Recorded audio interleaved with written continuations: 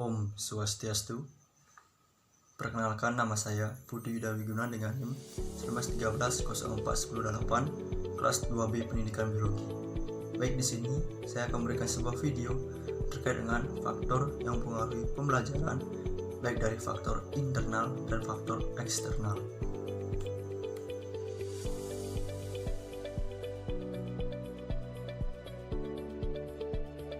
Baik, kali ini saya akan memberikan sebuah materi terkait dengan faktor mempengaruhi belajar. Dalam faktor mempengaruhi belajar ada dua, yaitu faktor internal dan faktor eksternal. Faktor internal yaitu faktor internal yang terdapat dalam diri individu yang belajar, yaitu berupa faktor yang mengolah dan memproses lingkungan sehingga menghasilkan perubahan tingkah laku sebagai hasil belajar. Karena karakteristik internal masing-masing individu berbeda satu dengan yang lain, maka masing-masing individu akan merespon terhadap faktor yang ada di luar dirinya dengan cara yang berbeda. Dalam faktor internal ini ada dua, yaitu faktor fisiologis dan faktor psikologis.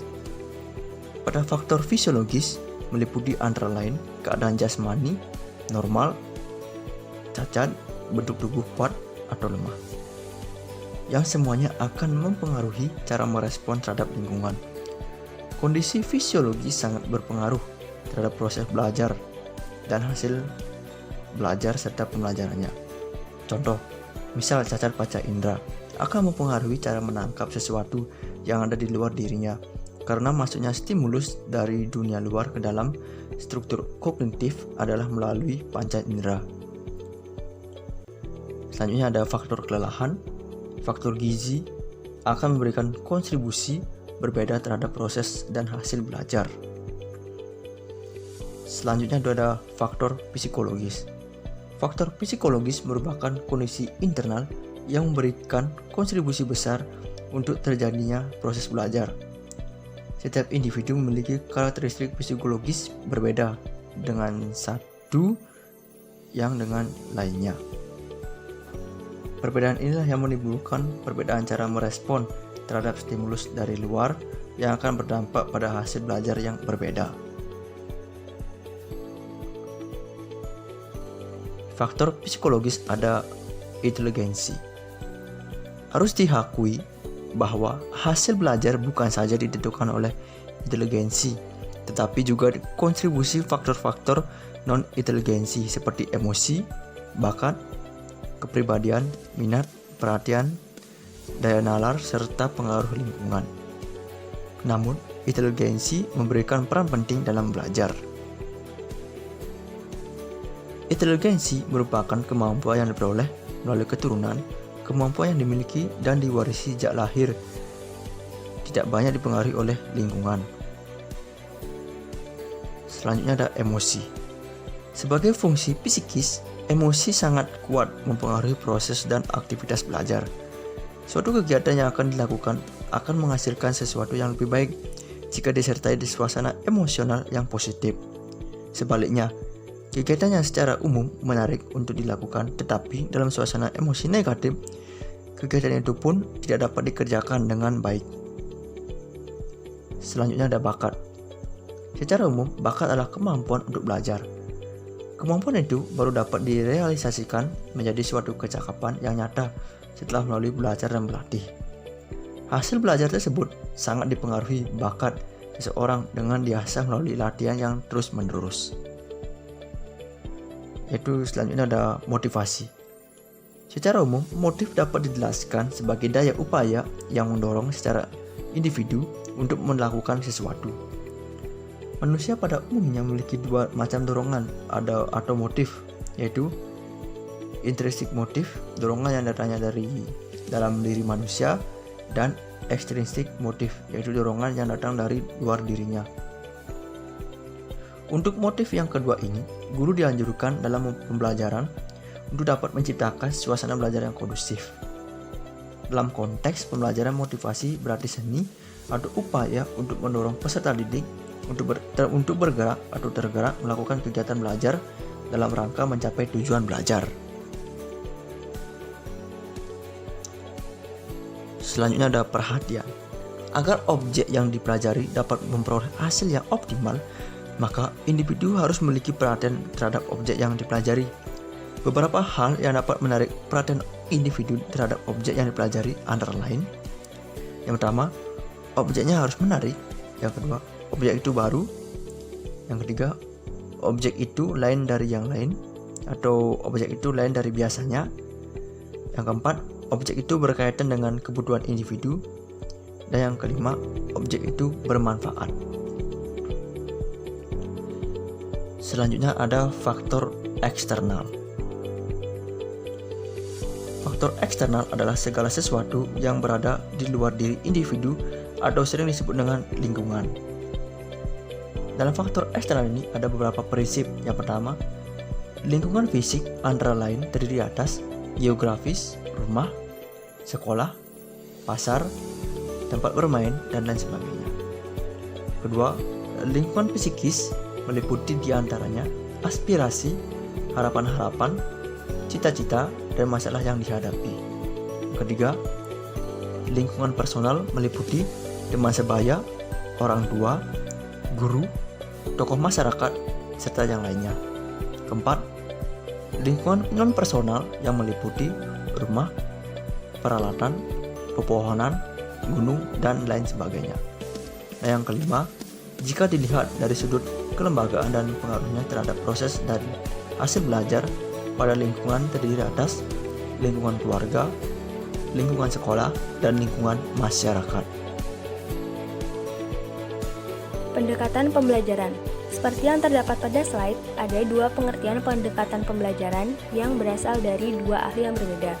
Yang pertama adalah Ibrahim, yang menjelaskan bahwa pendekatan pembelajaran adalah suatu upaya menghampiri pembelajaran melalui suatu cara pandang dan pandangan tertentu, atau aplikasi suatu cara pandang dan pandangan tertentu dalam memahami makna pembelajaran.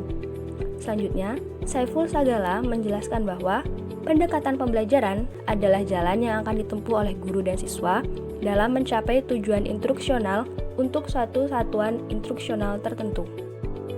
Maka dapat kita katakan bahwa pendekatan pembelajaran merupakan cara pandang dan tindakan yang nyata yang dilakukan untuk memecahkan masalah belajar, sumber belajar, dan cara siswa belajar agar kompetensi dasar dapat dicapai secara maksimal. Pendekatan apapun yang digunakan dalam kegiatan pembelajaran diharapkan dapat memberikan peran kepada siswa sebagai pusat perhatian dalam kegiatan pembelajaran. Selanjutnya adalah jenis-jenis pendekatan dalam pembelajaran. Menurut Saiful Sagala, ada 8 jenis pendekatan dalam pembelajaran.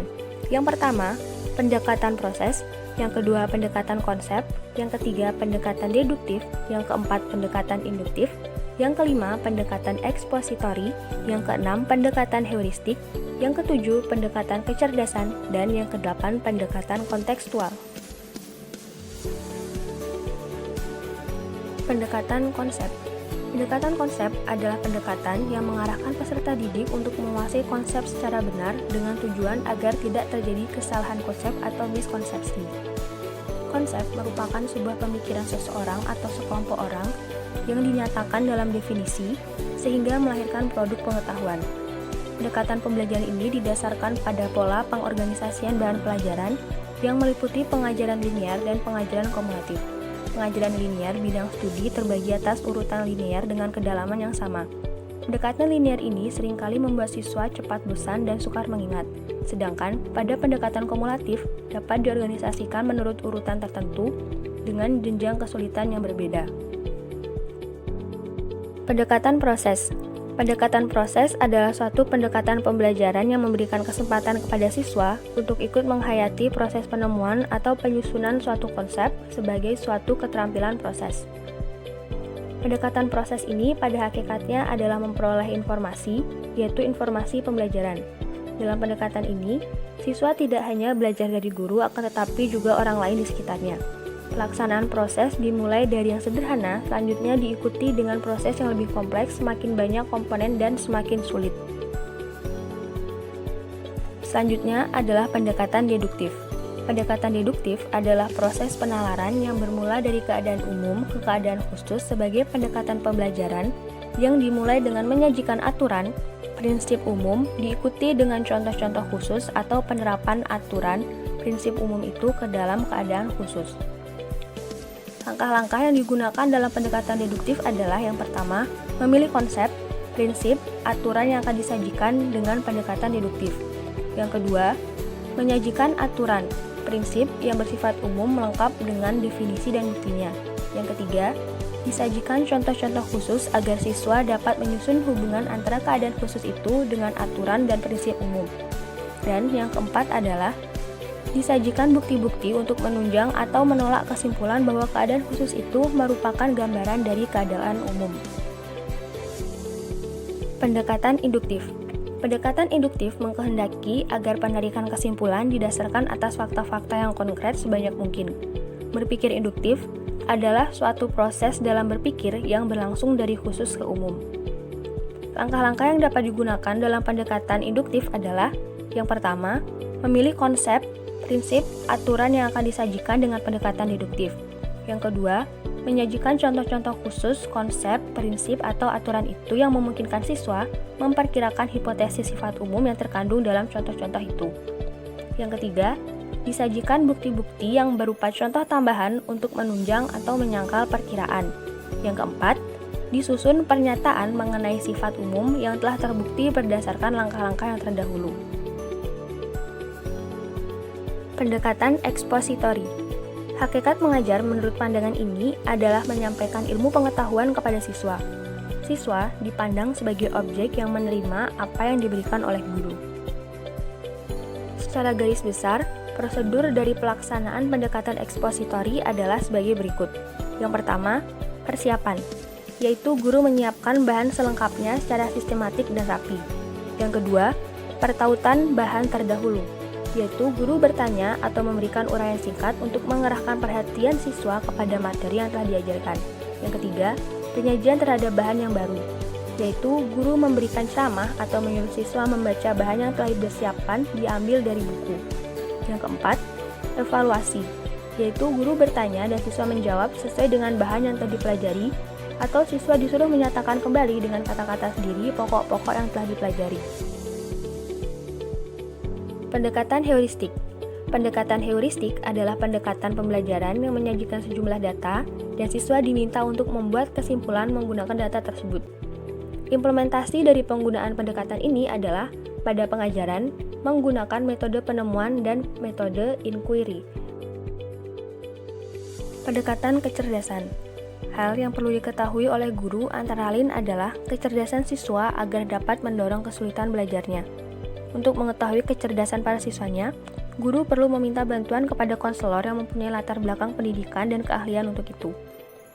David Wessler memberikan rumusan tentang kecerdasan sebagai suatu kapasitas umum dari individu untuk bertindak, berpikir rasional, dan berinteraksi dengan lingkungan secara efektif.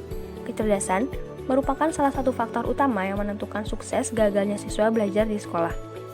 Siswa yang mempunyai taraf kecerdasan rendah atau di bawah normal, sukar diharapkan berprestasi tinggi. Akan tetapi, tidak ada jaminan bahwa dengan taraf kecerdasan yang tinggi, seseorang otomatis akan berprestasi di sekolah. Pendekatan kontekstual. Pendekatan kontekstual merupakan konsep belajar yang membantu guru mengaitkan antara materi yang diajarkan dengan situasi dunia nyata siswa dan mendorong siswa membuat hubungan antara pengetahuan yang dimilikinya dengan penerapannya dalam kehidupan sehari-hari. Materi selanjutnya itu materi terkait dengan pendekatan pembelajaran ekspositorik dan heuristik. Baik, kali ini saya akan memberikan sebuah materi terkait dengan pendekatan pembelajaran. Dalam pendekatan pembelajaran ini ada dua. Yang pertama ekspositoris, yang kedua heuristik. Yang kita bahas pertama yaitu ekspositoris.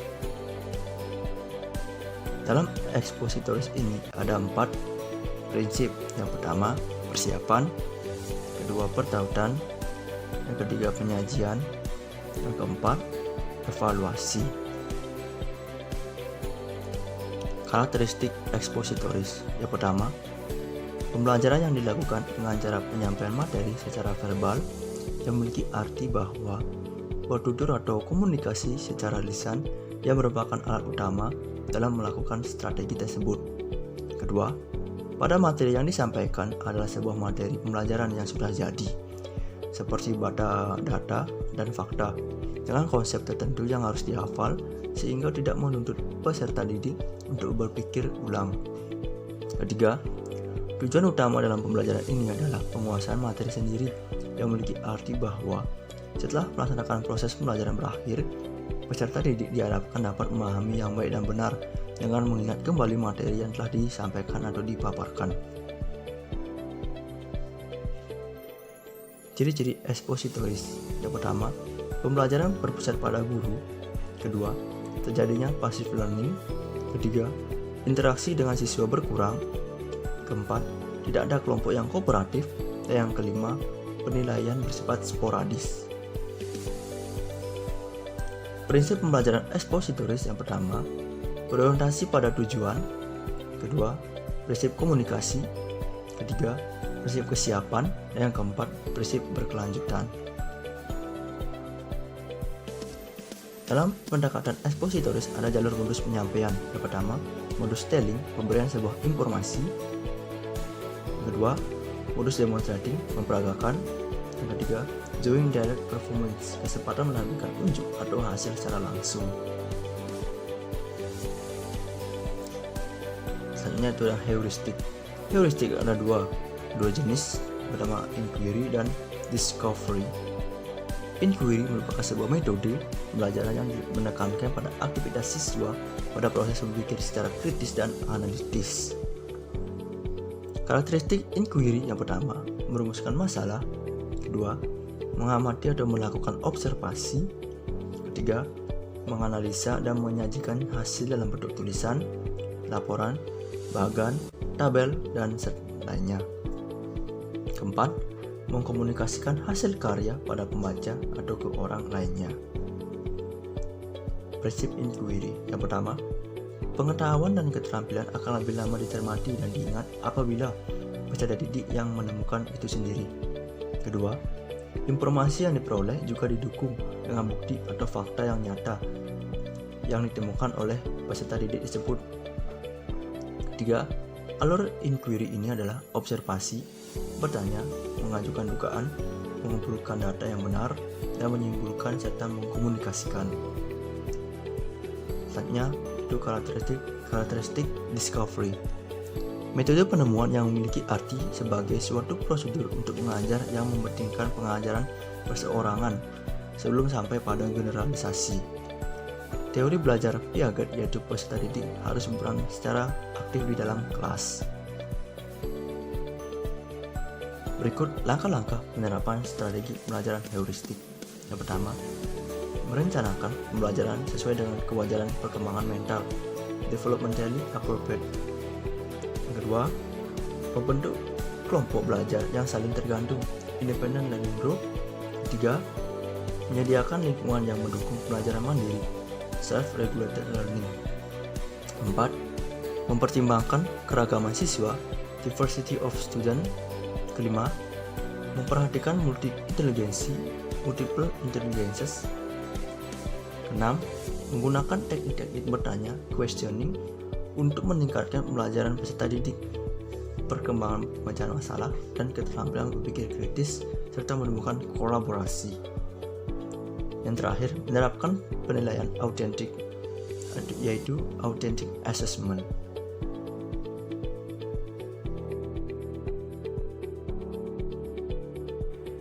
Kelebihan pendekatan ekspositori. Yang pertama, dengan strategi pembelajaran ekspositori, guru bisa mengontrol urutan dan keluasan materi pembelajaran. Dengan demikian, ia dapat mengetahui sampai sejauh mana siswa menguasai bahan yang telah disampaikan. Yang kedua, strategi ini dianggap sangat efektif apabila materi pembelajaran yang harus dikuasai siswa sangat luas sementara waktunya sangat terbatas.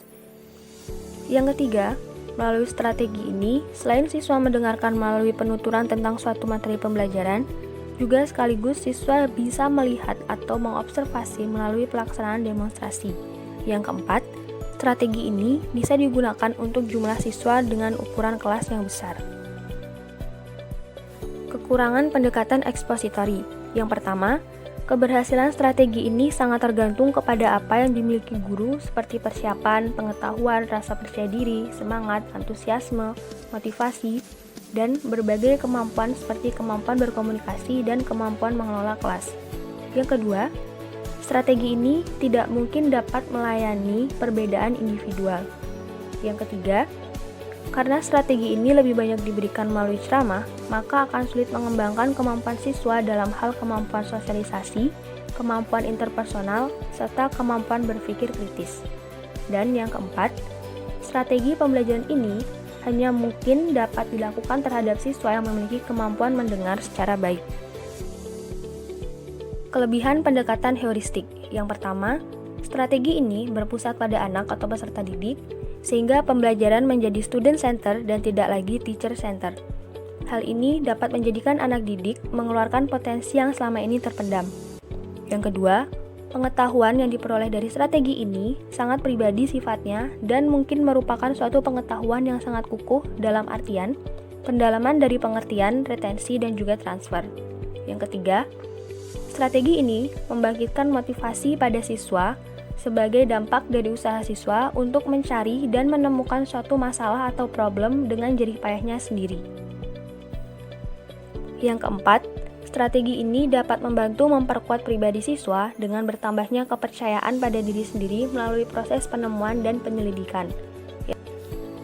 Yang kelima, membantu perkembangan siswa menuju skeptisisme yang sehat untuk menemukan kebenaran akhir yang mutlak. Dan yang keenam, dianggap membantu siswa dalam mengembangkan atau memperbanyak ketersediaan dan penguasaan keterampilan dan proses kognitif dari siswa. Yang terakhir, kekurangan pendekatan heuristik. Yang pertama, dipersyaratkan keharusan adanya persiapan mental untuk cara belajar ini. Misalnya, siswa yang memiliki kemampuan berpikir lambat akan mengalami kesulitan, dan siswa yang lebih pandai mungkin akan memonopoli penemuan atau penyelidikan sehingga akan menimbulkan rasa frustasi dan iri pada siswa yang lain. Yang kedua, strategi ini kurang bagus untuk mengajar kelas yang besar. Misalnya, sebagian besar waktu dapat hilang karena membantu siswa menemukan teori-teori atau menemukan bagaimana ejaan dari bentuk kata-kata tertentu. Yang ketiga, harapan yang ditumpahkan pada strategi ini mungkin dapat mengecewakan guru dan siswa yang sudah biasa dengan perencanaan dan pengajaran tradisional. Yang keempat, kadang-kadang dalam pengimplementasiannya memerlukan waktu yang panjang sehingga guru sulit menyesuaikannya dengan alokasi waktu yang ada. Dan yang kelima, mengajar dengan strategi ini mungkin akan dipandang sebagai usaha yang terlalu mementingkan memperoleh pengertian dari segi kognitif saja dan kurang memperhatikan aspek afektif dan juga psikomotorik. Sedangkan sikap afektif dan sikap psikomotorik diperlukan untuk memperoleh pengertian dari aspek kognitif atau sebagai perkembangan emosional sosial secara keseluruhan.